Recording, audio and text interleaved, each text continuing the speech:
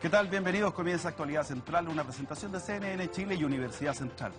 El fin de semana pasado, 300.000 clientes de Enel y CGE se vieron afectados por el corte de luz. Esto producto de un frente climático que para muchos podía estar previsto, no solamente la caída de la nieve, sino las condiciones en las cuales se ha ido desarrollando justamente, valga la redundancia, el cambio climático. Ineficiencia en el servicio, tiempos de reparación inexplicables. Pero ¿cómo quedan en todo esto los clientes, consumidores, las personas comunes y corrientes, el pequeño comerciante, aquella familia que perdió aquello que había comprado en el supermercado y lo tenía en el refrigerador, y muchas otras molestias, incluso hasta muertes para personas electrodependientes? Esta es la nota de contexto y entramos a hablar de este tema en esta discusión abierta.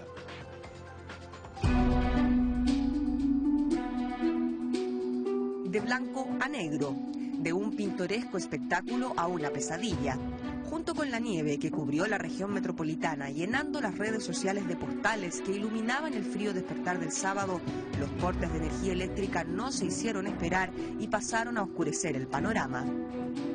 Casi 300.000 clientes de las empresas Enel y CGE se vieron desprovistos del suministro que circula por el tendido eléctrico, a pesar de que el mal tiempo había sido anunciado con bastante antelación por los pronósticos meteorológicos, situación que, si bien se fue normalizando lentamente con el paso de las horas, mantuvo a un número importante de familias sin luz hasta por casi una semana. 2 enfermos electrodependientes muertos y varios más sin recibir sus tratamientos, comerciantes con su mercadería descompuesta, semáforos apagados y residentes de edificios subiendo interminables escaleras ante la falta de ascensores fueron solo parte de las consecuencias. En tanto, hundía la indignación popular y desde los propios municipios afectados se instó a los vecinos a hacerse parte de acciones legales y demandas colectivas contra la distribuidora de electricidad, exigiendo compensaciones equivalentes al perjuicio provocado, más allá de lo que instruye la autoridad respecto del descuento de las cuentas por el servicio no prestado.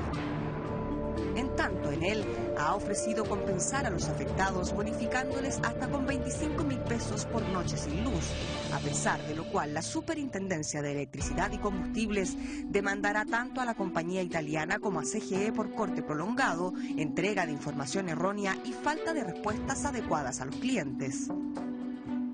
¿Por qué ante las inclemencias del tiempo servicios básicos como luz y agua en Chile son tan vulnerables? ¿Cómo regular el mercado monopólico de la electricidad que deja a los usuarios sin opción de elegir? ¿Qué rol asume el Estado cuando pone en manos de privados la provisión de servicios tan fundamentales? ¿Son suficientes las compensaciones ofrecidas respecto de las solicitadas?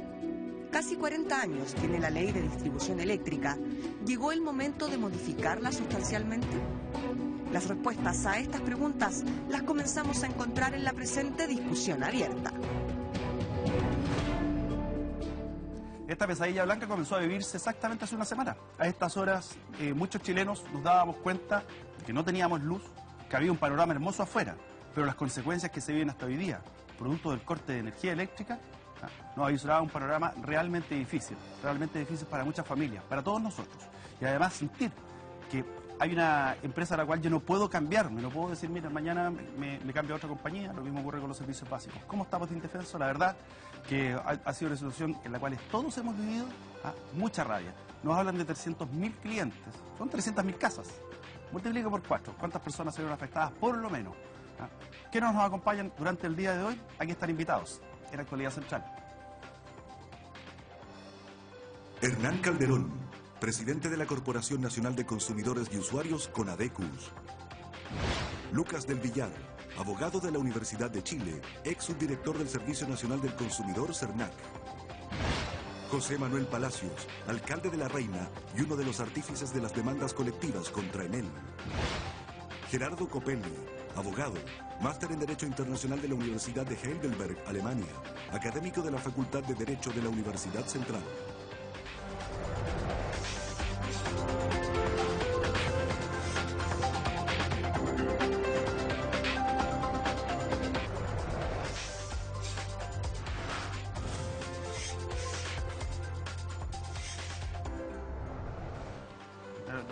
Es difícil probarlo. Alcalde de La Reina, don José Manuel Palacios. Estimado, ¿cómo le ha ido? Bienvenidos a todos y del tiro con la pregunta. 24.000 viviendas afectadas. No me gusta decir la palabra cliente, porque cliente es como una persona. Y una Son casa. familias. Son familias, 24.000 familias Hay que afectadas. multiplicarlo por 3, 4. Por ahí. Tiene rostros, tiene personas, problemas. Sí, fue bien complicado porque evidentemente después de... Y es un tema medio contradictorio porque tú amanece en la mañana, está todo nevado, hay como un ambiente súper grato porque es una novedad para todos los vecinos. Claro, y se te corta la luz, y es lo que conversábamos un rato, uno dice, bueno, claro, un fenómeno climático de este tipo, digamos, es evidente que pueden generarse ciertas complejidades, pero ya después de 5 días empieza a ser la cosa un poco mayor.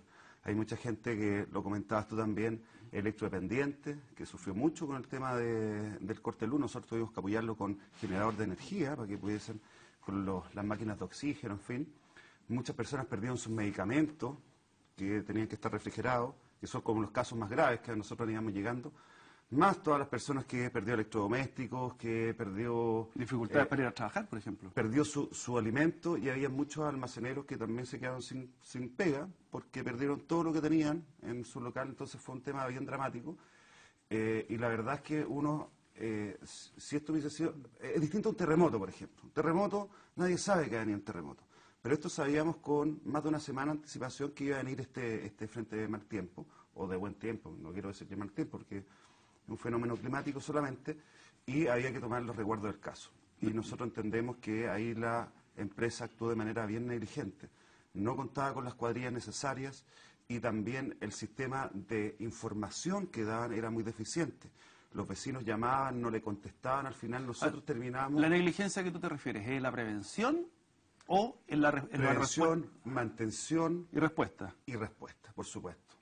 La prevención tiene que ver con la respuesta, el tener la gente contratada necesaria para un fenómeno. Nosotros hemos tenido varios temporales este año y en todos los temporales nos quedamos sin luz.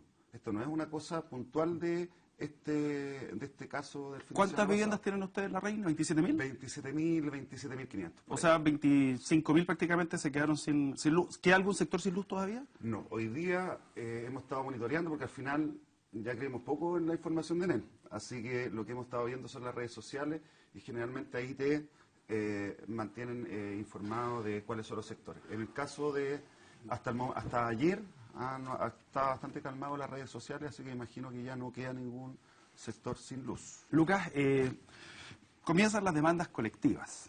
Lo primero es, ¿qué es una demanda colectiva? ¿Quiénes la pueden hacer? ¿Y cuánto tiempo de tramitación podría llegar a algún tipo de fallo, sentencia? ¿En cuánto tiempo? ¿Son 2, 3, 4, 5 años, 10 años?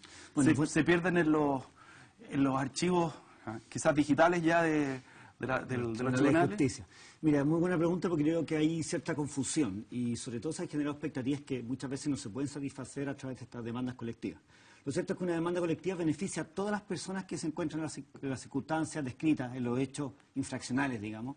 ¿Y cuáles son estos? Principalmente al imposible nada está obligado y por tanto que se cortó la luz es un hecho, pero la reposición, la tardanza, el deber de profesionalidad en mandar cuadrillas, en contratar gente adicional, en dar información que sea veraz y que sea oportuna. Sabe que nos vamos a demorar en su sector 5 días, 4, 3 días, para que la gente pueda prever y también planificarse. Y planificarse, porque es lo básico.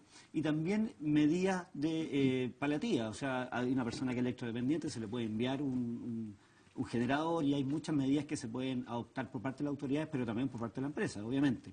Medidas que además que no salgan del bolsillo siempre de la autoridad. Exactamente. Entonces, ¿qué es lo que buscan estas demandas colectivas? Según lo que hemos podido ver, buscan principalmente las infracciones por esta tardanza, por esta negligencia, por este falta de profesionalidad, por mala información que ha generado muchos daños a los afectados.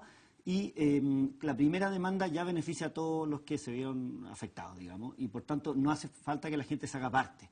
Ahora, ¿qué daños se persiguen acá? Se persiguen daños que son colectivos, es decir, el juez puede armar grupos y subgrupos de afectados, pero no va a hacer una individualización de los daños que tú tuviste en tu hogar. Por ejemplo, la carne que a ti se ha hecho perder, o el medicamento, o que no pudiste trabajar y por tanto perdiste un negocio que vale tanto. Esos son daños individuales donde los consumidores pueden recurrir a los juzgados de policía local, no necesitan patrocinio de abogados y pueden solicitar sus indemnizaciones individuales.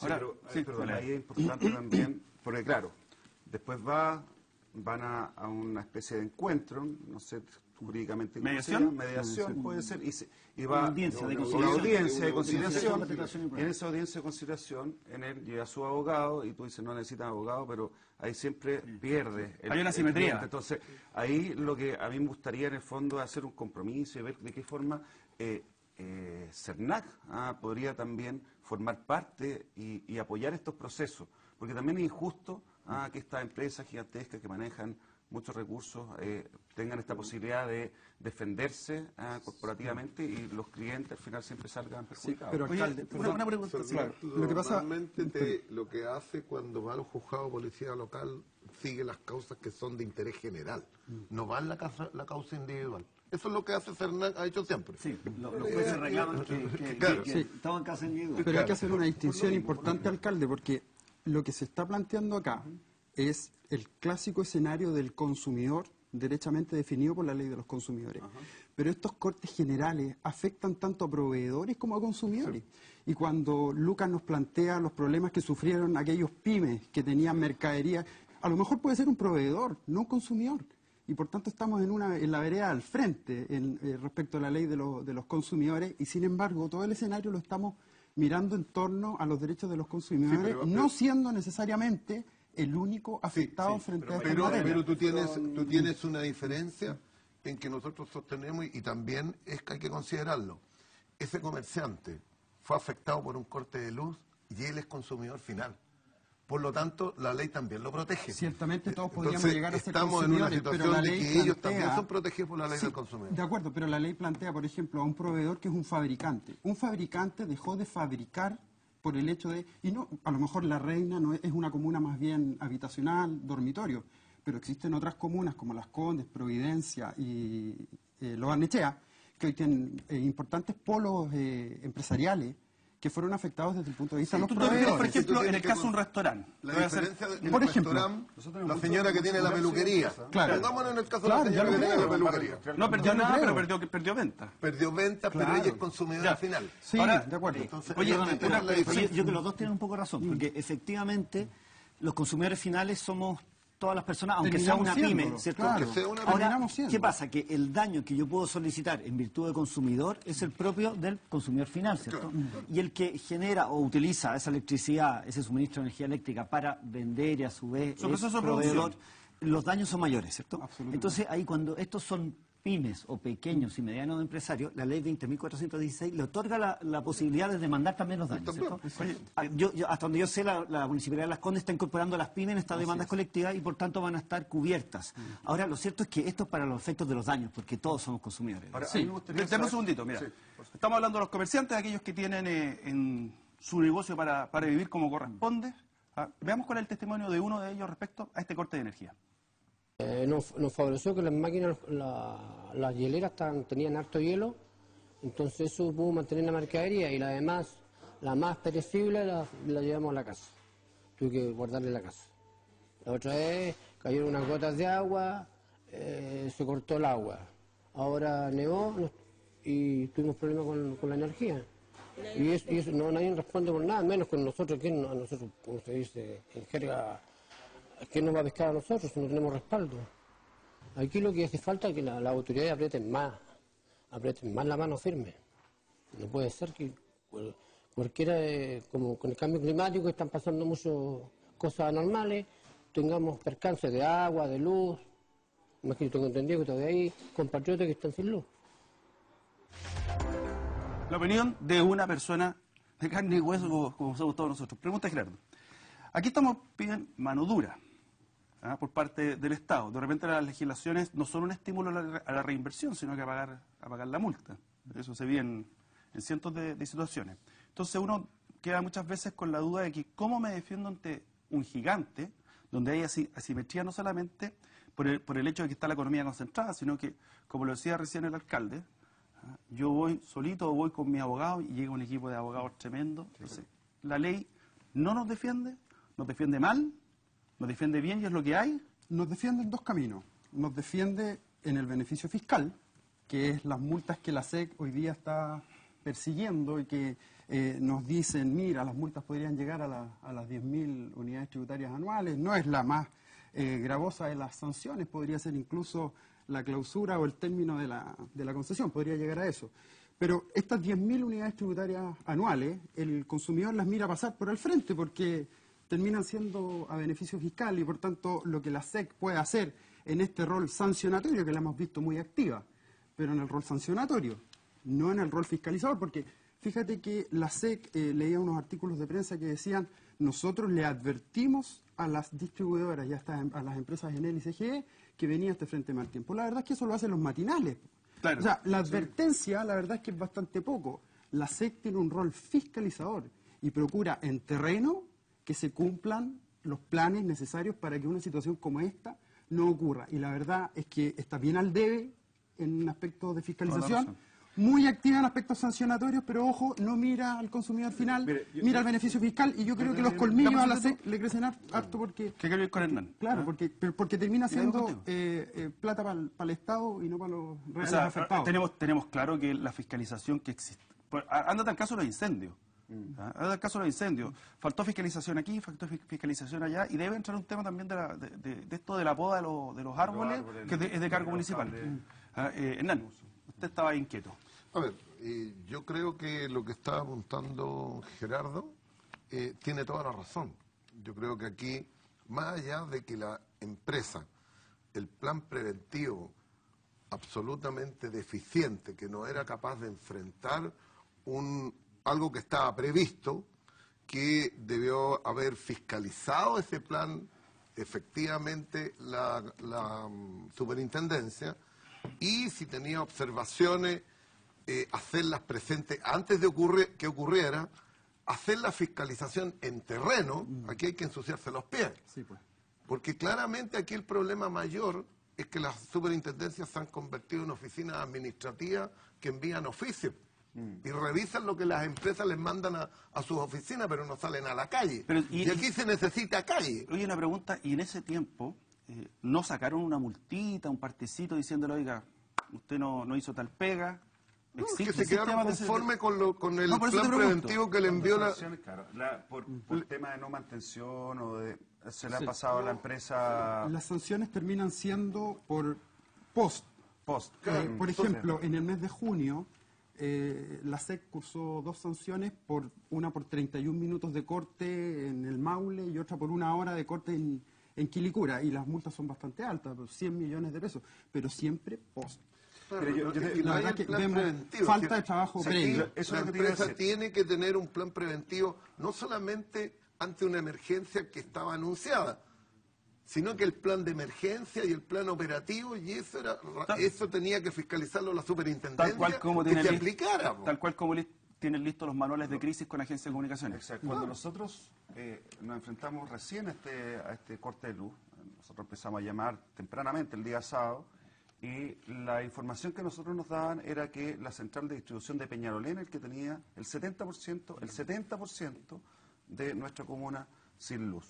Una central de distribución que es y que me imagino que tendrán que tener medidas en el fondo de precaución respecto a ciertos fenómenos. Entonces yo me pregunto qué características tiene esa infraestructura que hace que tampoco fue una gran nevada, sí nevó, pero tampoco fue una cosa tan extensa. Fueron 3, 4, 5 horas que habrá nevado.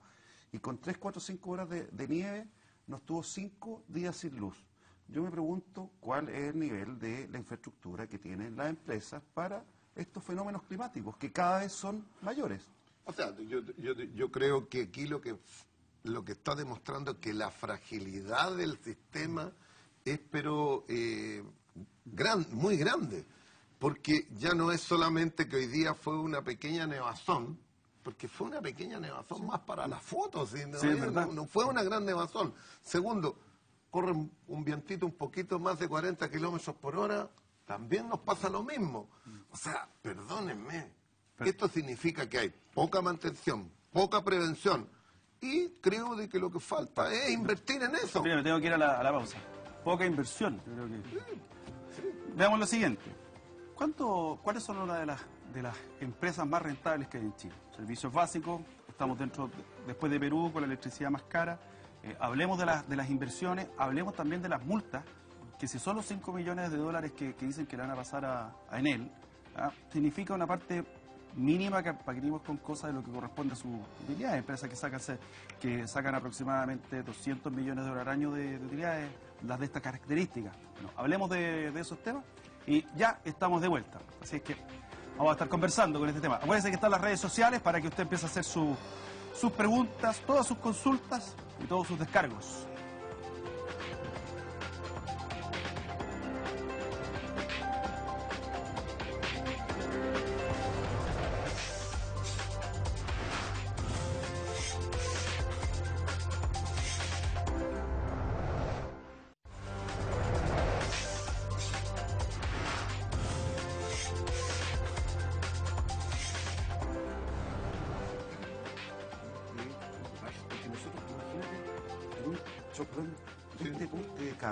Mira, estamos de vuelta con la conversación propia que se produce en las tandas, que son sumamente sabrosas. Vamos a ver lo que nos dicen las redes sociales. Claudio Valdés dice: es un problema sistemático de regulación de los contratos de prestación de servicios donde el Estado ha estado ausente. Aquí nos dice Ferac, dice: el clima ha puesto en evidencia la falta de revisión de las empresas de servicios. Ahí es lo que nos está diciendo Ferac 36. Y Fernando Puente dice: mientras las multas no sean ejemplares, las empresas preferirán pagarlas y tener un mal servicio. Parte de lo que están diciendo las redes sociales, donde los invitamos a participar, y un ratito más vamos a estar con ellos. Ahora, la pregunta es: ¿dónde están puestos los estímulos para la reinversión? Hay muchas situaciones, te diría hasta en el día a día, en que el estímulo está más a pagar la multa que hacer la inversión. Desde las cosas más pequeñas hasta otro tipo, o porque la multa llega tarde y todo eso. Y en ese aspecto, el marco regulatorio, ¿qué incentivo tiene para que tú inviertas, además de la exigencia que tienes que tener legalmente? O sea, si usted se va a concesionar el agua de esta ciudad, tiene que hacer esto, esto y esto. Las multas, a tu juicio, ¿son inhibidoras o son inhibidoras, por ejemplo, para que es más pequeño? O sea, yo creo que son bajas, no son inhibidoras, pero tienen una desigualdad. El Estado se enriquece y las compensaciones que le llegan a los consumidores son mucho más bajas de lo que va a recibir el Estado con producto de la multa. Un ejemplo. Ahora, el Estado somos todos. Son pocas. No, somos todos. Sí, pero el consumidor afectado no le llega. No le llega directo. En el caso del corte anterior, la suma total de todas las compensaciones que dio en él llegó a cerca de 1.000 millones. El Estado recibió 5.600. Entonces, creo que ahí hay un tema, invertir esto. Altas multas, pero que hayan compensación a los consumidores, que es el gran tema que uno tiene que discutir. Y segundo tema, déjame apuntar esto. No hay ningún incentivo a la reinversión, porque a la empresa le sale mejor optimizar sus servicios, tener más utilidades, bajando los planes de prevención, los costos, tercerizando los servicios, que es lo que hacen, para obtener más rentabilidad. ¿Y cuál es el problema de fondo? Que aquí estamos con una fijación tarifaria que dice que es tarifa máxima. Y la tarifa máxima me permite de que yo pueda obtener toda la que quiera hacia arriba. Y no tengo una regulación que me diga utilidad máxima. Porque si fuera utilidad máxima, estoy obligado para tener más rentabilidad a invertir. En el otro no puedo invertir, me da lo mismo. Optimizo los servicios, tercerizo, bajo sueldo, rebajo personal, hago menos planes de prevención de emergencia y obtengo más rentabilidad. Esto es lo que pasa con la sanitaria, esto es lo que te pasa con el eléctrico. Hernán, importante la distinción que tiene que ver con qué tipo de inversión. Porque la inversión privada, ¿qué persigue? Rentabilidad económica. Claro. La inversión pública, estamos hablando de bienes públicos, la inversión pública, ¿qué persigue? No necesariamente rentabilidad económica. Rentabilidad social. Persigue rentabilidad social, entregado a quien busca rentabilidad económica. Y por tanto se produce una mezcla bastante extraña, en donde le decimos a una empresa que transa en bolsa, que le rinde cuentas finales a un grupo de accionistas, y no a la comunidad necesariamente, que haga las inversiones. ¿Con qué sentido? Probablemente económico primero. Sí, por supuesto. Lamentablemente, y ahí entra el rol de la SEC nuevamente, ojo, que usted tiene que procurar de una manera firme que esas inversiones que para la empresa van a ser bajo mentalidad económica tengan un trasfondo social mucho más importante que el trasfondo económico. para Y eso ahí tiene que está la haber discusión. sanciones fuertes, porque si no hay sanciones, Totalmente. porque puede estar en la letra, puede estar escrito y al final las sanciones, me dicen, prefiero pagar la multa, como decía. Absolutamente. Además, y muchas otras cosas, más conveniente. multas con dinero a quien tiene dinero, y por tanto, esa la verdad es que termina siendo un círculo que la verdad no termina Oye, afectando a un nadie. dato de la causa nomás. Dentro de los inversionistas o accionistas, perdón, del mismo Enel están la AFP, algunas AFP y el mismo Banco Estado. ¿Por qué nombro el Banco Estado? Porque no por el monto que usted invierte, que puede ser una acción, sino que cuando ves a una entidad estatal que está en el mercado accionario, yo me imagino que está validando la acción, más allá de las lucas. Con que tenga el 0,0001% está diciendo este es un negocio válido. Ahora, ¿quién no está haciendo la pega, Lucas? Mira, yo voy Porque a si vuelve a contar, nevar, vamos a quedar en las mismas. es probable, voy a contar un caso que ocurrió el año 2010, creo que no se acuerda, Saesa en el sur de nuestro país. Fue un temporal muy fuerte, y obviamente hubo cortes en todas las regiones, principalmente en Puerto Montt, Osorno, esos sectores, y la empresa Saesa fue bien responsable y dijo, mira, yo la verdad es que no contaba con las cuadrillas, reaccioné fuera de los plazos que podrían haber previsto, y sobre todo la respuesta de orientación e información tampoco fue oportuna.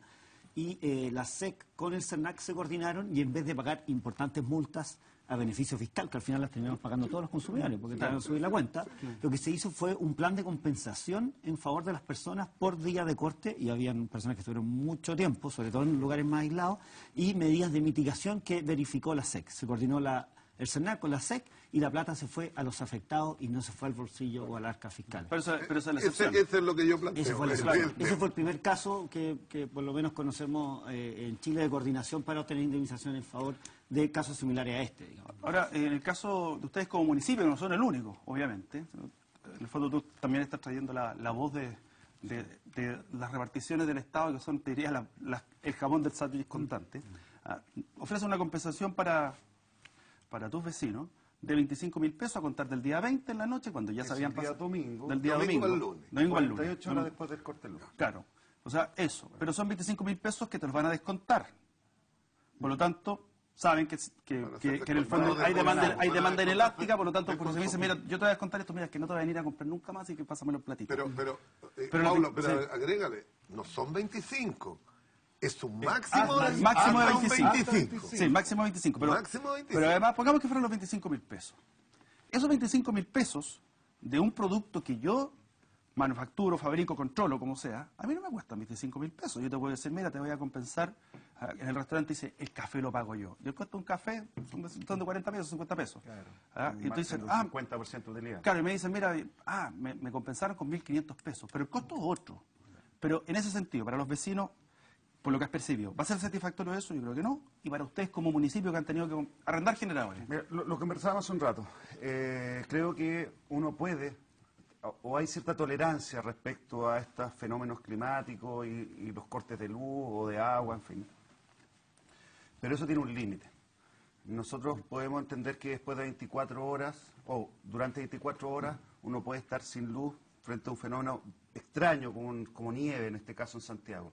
Pero posterior a eso, la multa tiene que ser mucho mayor, porque se entiende una negligencia y poca previsión por parte de las empresas respecto a este fenómeno que estaba anunciado de antes. O sea, era Por ser lo progresivo tanto, en una de esas. pues, exacto, por lo tanto nosotros estamos planteando una demanda colectiva por tramo, un tramo, digamos, que se multe a la empresa con una multa menor, como estos 25.000 pesos, y después que sea mayor, porque el daño que se hace es mucho mayor a las personas. Por otro lado, este no es una cosa puntual de esta negación también, como te decía, sino que es una actitud recurrente en la empresa, un abuso recurrente. Comentaba respecto a los fenómenos climáticos anteriores, temporales, que también tuvimos corte de luz, pero más allá de eso, nosotros vemos, y lo estuvimos conversando hace poquitito, con el tema, por ejemplo, del cableado eléctrico, la sobrecarga en los postes, los cables en desuso, las podas que no se hacen cargo por ley la empresa Enel, que ellos por ley tienen que hacerlo, y durante 20 años no lo han hecho. El escombro aéreo se llama los cables, me dicen acá. El escombro aéreo, que es muy peligroso y también es culpable de que, es el gran culpable, sobre todo con temas de viento y sobrecarga en peso, por la nieve en este caso, de todos estos fenómenos, digamos, estos cortes de luz que al final afectan a todas las personas y que a las empresas no les interesa porque prever, digamos, porque como comentábamos hace un rato, la multa es muy baja, así que dicen, bueno, después pagamos la multa y seguimos. No, y ganando. tenía instancia de apelación y todo. Dime una cosa, ¿es fumar opio, frase que se ha ocupado por ahí para otro tema, ¿es fumar opio decir que se les podría llegar a quitar las concesiones a estas empresas? ¿Tiene que ser una situación mucho más grave o aquí puede dar motivo como para? No sé cuáles son las situaciones en extremo graves que podrían llegar a ese tipo de sanción. Está consagrado en la ley la sanción de el término de la concesión. Está establecido en la norma como una sanción bastante más gravosa que el solo pagar dinero. ¿Qué factibilidad técnica hay de que entren otras empresas, digamos, que deje de ser en el fondo un monopolio? Claro, Y que empiecen a haber más empresas que presten, que inyecten en el fondo electricidad y que provean, digamos, ciertos sectores. En España está desintegrado y a la puerta de tu casa llegan 5 empresas ofreciéndote el mismo servicio.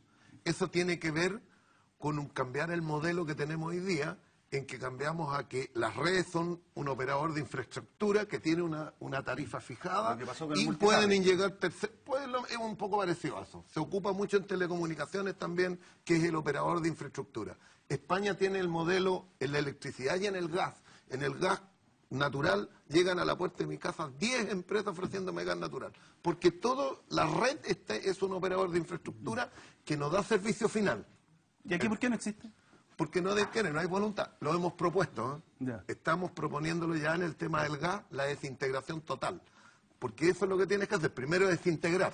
No quiero ser un pesimista Bueno, pero- en todo lo pero que eso conversamos, es un pero tema. el derecho a elegir tampoco nos ha dado buenos resultados en el último tiempo, ¿no es cierto? Porque cuando hay para elegir, entre ellos se ponen de acuerdo. Bueno, Entonces, la verdad es que Claro, tampoco ahí nos está el Estado asegura, también, tampoco nos asegura éxito. Bajo Referido, esa por manera. ejemplo, al caso de la La formada de competencia. áreas Pero con sí es pozo, importante mercado. reconocer qué es lo que se Más está haciendo en fiscalización, Chile. ¿no? ¿Ah? En Chile, en el año 2015, surge una nueva ley de energías renovables no convencionales para que las personas, de forma independiente, su sola casa, puedan crear un sistema generador de energía que incluso en el excedente que te deja tu puedes vender. casa lo puedas vender. Ahora, ahí se necesitan los incentivos también estatales para que uno pueda Sale hacer... carísimo ponerlo en una casa. Exacto, Mira, por eso esa ley- se necesitan los Eso incentivos para un sector económico estatales. con recursos. Pero si usted mira, ve es un una recurso, muy saca la buena cuenta y ley. dice que no. Lamentablemente se le llama el net metering, Exacto. pero no es net metering, es net billing. En donde el net metering quiere decir de que el costo de distribución tiene el mismo valor del costo de generación mío. En el nuestro no, vale el costo de generación, por lo tanto vale la mitad lo que me entrega el distribuidor. Ese es el problema que tiene. Entonces no es atractivo, porque lo que yo genero vale lo que el costo que paga la distribuidora al generador. Sí. Por eso es net billing. Pero el no, punto está- no es net metering. El net punto está- metering es el mismo costo, el valor que yo genero es el mismo costo de distribución. Hernán, pero es que la discusión Bueno, pero, no puede ser a priori por el hecho de tener un solo actor a cargo de algo. O sea, tampoco necesitamos 5 autopistas que recorran Chile para ver cuál me cobra menor peaje. O sea, a veces las situaciones no necesariamente pasan por tener Por varios oferta. actores para que el problema esté resuelto. Puede haber uno solo, y creo que aquí hemos puesto en la mesa la forma a través de las cuales ese único actor relevante lo puede hacer bien. Pues, ¿cómo vamos a poner en duda que porque habiendo un puro actor va a funcionar mal? A Dame un priori, segundito. no puede ser. Hablábamos de un porcentaje de gente que todavía se está viendo afectada, ojalá que sea cada vez menor, ¿ah? Pero la persona común y corriente, ¿ah? Como usted, como yo, como todos, ¿cómo se vio afectado con todo esto? Mal, porque nuestro equipamiento funciona en base a electricidad, entonces si no hay luz no podemos básicamente trabajar. Intentamos abrir ofreciendo, qué sé yo, té, sopa, lo que podíamos vender sin luz, pero fue equivalente a tener cerrado. A las 5 de la tarde ya estaba oscuro y se nos derritieron muchas mercaderías que estaban congeladas, tuvimos que hacer pérdida de batidos, salsas, mayonesas, verduras, todo lo que no se pudo usar durante el fin de semana. Y nosotros, nuestra mayor afluencia de público es el fin de semana, porque este es un local familiar, entonces tener cerrado 2 domingos y un sábado es una tremenda pérdida para nosotros, aparte de todo lo que hubo que votar, que fue tremendo. Parte de los testimonios de gente que, ¿cómo va a recuperar esa señora los 10 kilos de pollo que pueda perder? Tú mismo, oye, ha surgido una especie de fantasía, que no sé si es fantasía, pero a lo mejor me dicen, no, sí, eso es así. Hay cadenas WhatsApp que dicen, sácale foto a tus cosas, porque con eso te van a pagar la mercadería. Inventario. El inventario, pero No me imagino que me vayan a pagar... En los juicios colectivos es difícil. Difícil. Pero mira, yo para resumir, porque esto es un tema bien complejo desde el punto de vista jurídico, aquí estamos frente a dos cuerpos normativos. Quizás con la comida no, pero con un televisor que se quemó, con un aparato... Los casos individuales sí. En el caso individual. Pero los colectivos, digo que no. Los colectivos Sí, no. colectivos. Y en el colectivo no puede ser que también la persona que tenga algún problema lleve antecedentes, factura, en fin, reparación. Eso A mí me había dicho que sí. Es información valiosa para llegar a los promedios, pero no van a ser una lista individual, que es un poco distinto. Bueno, Pero mira, lo cierto es que existen dos cuerpos normativos. Uno, como sabemos, la norma SEC, que establece una compensación que es automática, que se refiere al valor precisamente del suministro del mes pasado. Y por otro lado está la ley del consumidor, que establece la indemnización de todos los daños patrimoniales y morales, todos, sin límite, digo. Y se ha generado una confusión, digo, porque respecto del costo de la luz, eso no puede ser equivalente al daño, al perjuicio. Pero las empresas lo han tratado de llevar a su campo y dicen, mira, yo te indemnizo de esta forma. Pero lo cierto es que la indemnización tiene que ver con los daños reales. Y esos daños reales no necesariamente ¿El daño moral? El daño moral también. ¿Está incluido dentro de la ley del consumidor? No, está muy incluido, pero está solamente excluido los juicios individual colectivos. puede hacerlo, Claro, los colectivos no se puede. No, porque ahí ya... porque no puede entrar a determinar. Ya, pero en daños el individual personalísimos. yo puedo. Pero en el individual, claro que sí. Individual, sí. Oye, Hay grupos de vecinos, perdón, interrumpa, grupos de vecinos que se han puesto de acuerdo, que ha tratado un abogado, van a jugar policía local, solicitan las indemnizaciones individuales y ahí cada uno lleva su catastro de todos los perjuicios que han tenido, incluido los morales. Pero ¿qué pasa, por ejemplo, en los, no sé, nosotros tenemos un hogar Las Creches, donde están unas niñas que están en la precordillera, están al lado del Parque Maguida, y el frío ahí es brutal, y ellas tenían calefacción por electricidad. Como muchos han migrado a la calefacción por electricidad porque es más limpia. ¿Cómo lo haces tú, en el fondo, ese daño a esas niñas que estuvieron 5 días sin luz, muertas de frío, donde tenían que estar todo el día arropadas hasta la cabeza? Y eso te estoy poniendo un caso. Eso va a ser daño moral. Ese es daño moral. Claro, un daño moral. Ese Y la es daño moral. prueba del daño moral siempre es muy compleja. Claro, ¿cómo tú lo haces? Ahora, el tribunal lo valora... Por eso la sanción en el colectivo tiene que ser grande, porque por eso yo hablaba de estos tramos, porque eso en verdad es una situación real que vivieron todos los vecinos de todo Santiago que estuvieron sin luz. Oye, Pero eso lo tiene que calificar individualmente por cada quiero hacerle persona. una pregunta. Aquí Sí. estamos hablando respecto a lo legal. Hay actitudes que uno se puede encontrar con determinadas empresas grandes, pequeñas, como por ejemplo, me pasó el otro día por un tema puntual, me inventaron un artículo de la ley del consumidor. No, pues la ley del consumidor me obliga a esto, me dice en el artículo 22. Yo como estaba justo frente al computador, Google, y llegué a la ley. Pero más de alguna vez, no sé si te ha pasado que dice, no, yo estoy obligado a esto. No, esto está obligado a lo otro. Y en este tipo de situaciones, ¿se van encontrando ustedes en el día a día con estas invenciones o mala información a la ley del consumidor, como una vez pasó en un estacionamiento, que había un letrero que decía una cuestión nada que ver? ¿Cómo de alguna forma se va sancionando, o si es que existe un marco sancionatorio para aquel que alude a una ley tergiversándola? Es una buena pregunta. No existe un tipo infraccional específico para invocar una ley que no existe, que es como el engaño máximo dolo, digamos. Pero sí existe, por lo menos en la ley del consumidor, la entrega de mala información, que incluye la información referente a las normas legales vigentes, sí es una infracción. Y por tanto, tiene, además de aplicarse una multa, tiene la empresa la obligación de indemnizar los daños que haya generado precisamente por invocar mal la ley. Pero como una falta de información o errónea o falsa en términos generales, no específicamente por la ley. Oye, mira lo siguiente. Buena pregunta. ¿Qué ocurre si es que no se cortó el suministro pero disminuyó el voltaje? ¿El daño fue similar? El daño producido fue similar. Eso le pregunta Paula Espinosa. El daño puede ser peor, porque eso es lo que produce que los artefactos Bueno, eléctricos... Eso en la ley está considerado. La empresa está obligada, cuando hay daño a los artefactos No, independiente eléctricos, que dañe, que no funciona. reclamarlo, y la empresa está obligada a ir a verificarlo. Me refiero, por ejemplo, reponer. en el ejemplo más gráfico, cuando tú prendes la ampolleta y está amarillita y apenas. Yo creo que el sentido común me dice que debiera ser indemnizado también porque no está cumpliendo con el 100% del servicio. Es que para todos los efectos no es un servicio que cumpla con los estándares de calidad que establece la norma sectorial. Claro. Y por tanto es lo mismo que no te lo presten, digamos. ¿Tú querías decir algo? Exacto, porque no hay que irse a las cadenas de WhatsApp a encontrar información errónea. Uno de los expedientes que se le acaba de abrir a Enel ahora tiene que ver con proveer mala información. A propósito de cuántas casas hoy día estaban sin luz, que no era real, y cuando se empezó a reactivar el sistema, a qué casas estaban efectivamente reactivadas y ahí Enel falseó información abiertamente y la SEC le abrió un expediente a propósito Oye, de... y lo que pasaba y lo que sigue pasando, estamos trabajando, llegan en 15 minutos y no llegaban, nos dijeron 15 Le días. abrieron dos expedientes a Enel. Le abrieron dos expedientes a Enel ahora, por el corte y por la información. La información del Estado, o sea, todo lo que venía por parte de todos los organismos del Estado, era la información que daba Enel. Exactamente. Entonces, si es que de Enel parte mal la información, después hay una cadena de información, digamos, que está mal entregada. Entonces, Oye, a propósito del corte, vamos al nuestro. A propósito del corte, vamos al nuestro. Ya volvemos. Después de este corte, estamos de vuelta.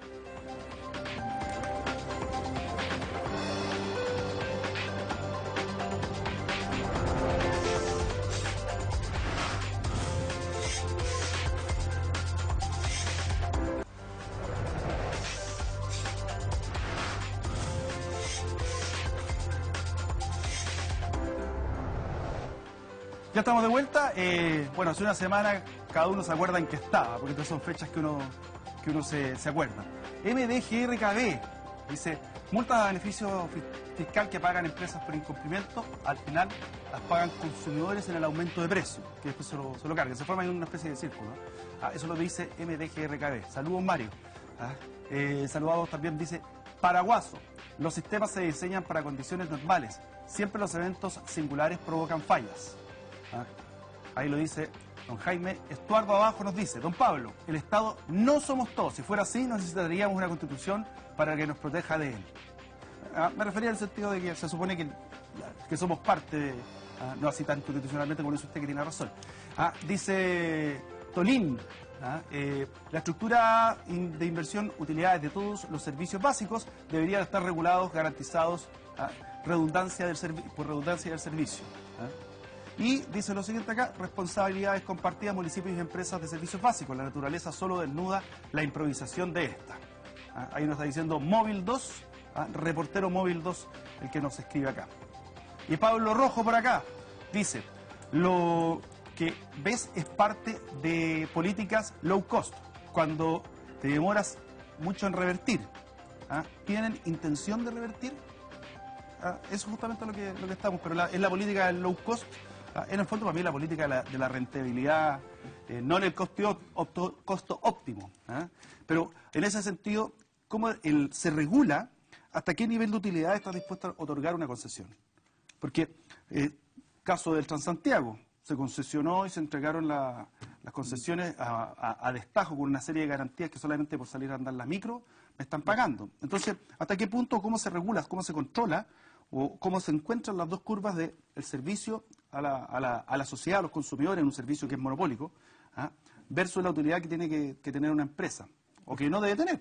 Efectivamente, fundamentalmente en los servicios del llamado monopolio natural, claro, donde la ley se hace cargo de la fijación del precio de bienes o de las tarifas en el caso de la prestación de servicios, y tiene que tratar de congeniar de la mejor forma las utilidades, la expectativa, lo que hablábamos recién, la inversión que hace la empresa para una expectativa de utilidad económica versus la utilidad social, que es lo que uno espera como sociedad para los efectos de la prestación de ese servicio monopólico, sea en infraestructura, sea en servicios básicos. Ojo que también están las ISAPRES en esos aspectos, porque las ISAPRES también es un rubro regulado por los efectos de las utilidades que pueden llegar a obtener, porque si no, esto, la verdad es que en esta y en otras materias es importante el rol del Estado por los efectos de asegurar de que la inversión y las utilidades que estas empresas obtengan vayan de la mano de la prestación efectiva de servicio a la sociedad. Ahora, hay un detalle, comparto plenamente lo que tú dices,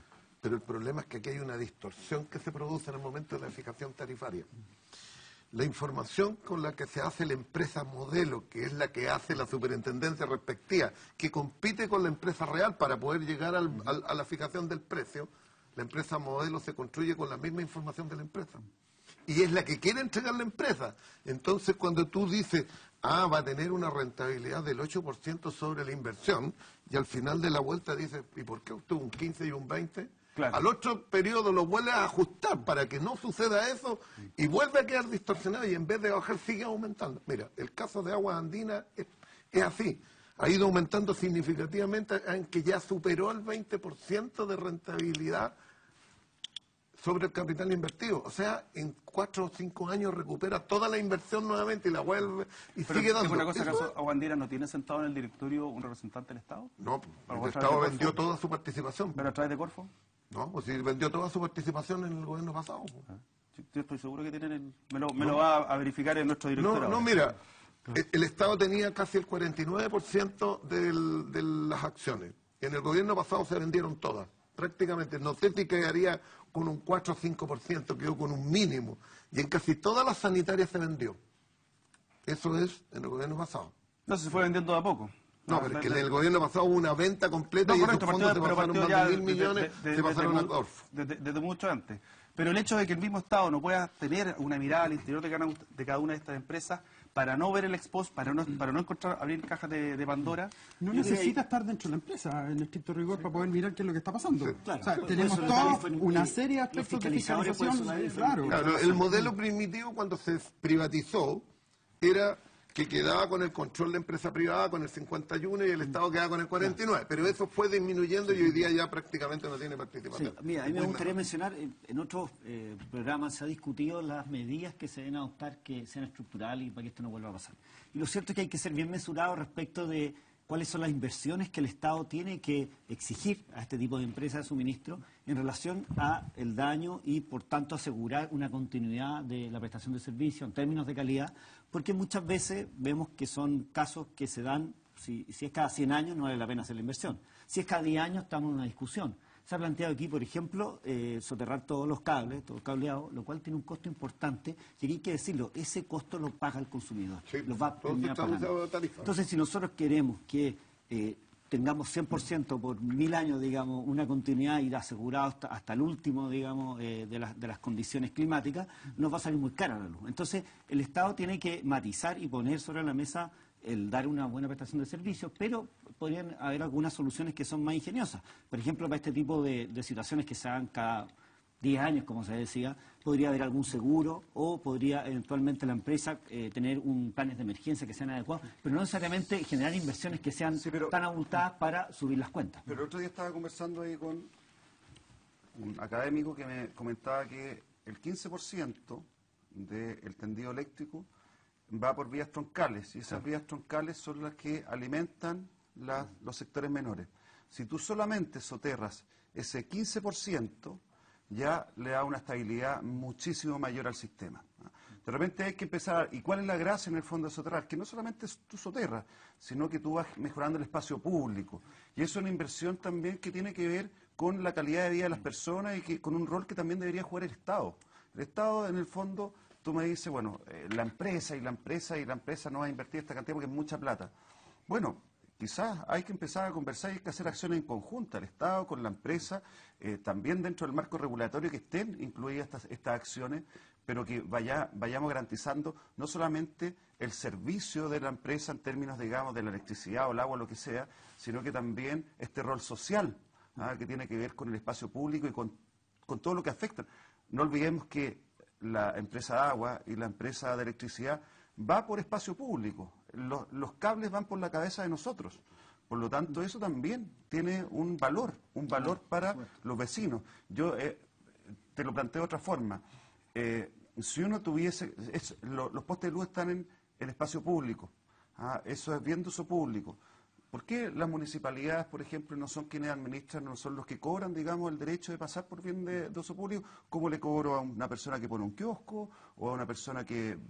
¿Te fijáis? Entonces, hay temas ahí que hay que empezar y que yo veo que esta empresa grande está muy beneficiada, digamos, por la mano del Estado y los más chiquititos, al final, son los que se llevan todo el costo. Oye, en todo caso, hasta marzo, el Estado mantenía un cupo a través del director Pablo Sierra, dentro del Pedro Sierra, al interior de Aguas Andinas, con un 5%.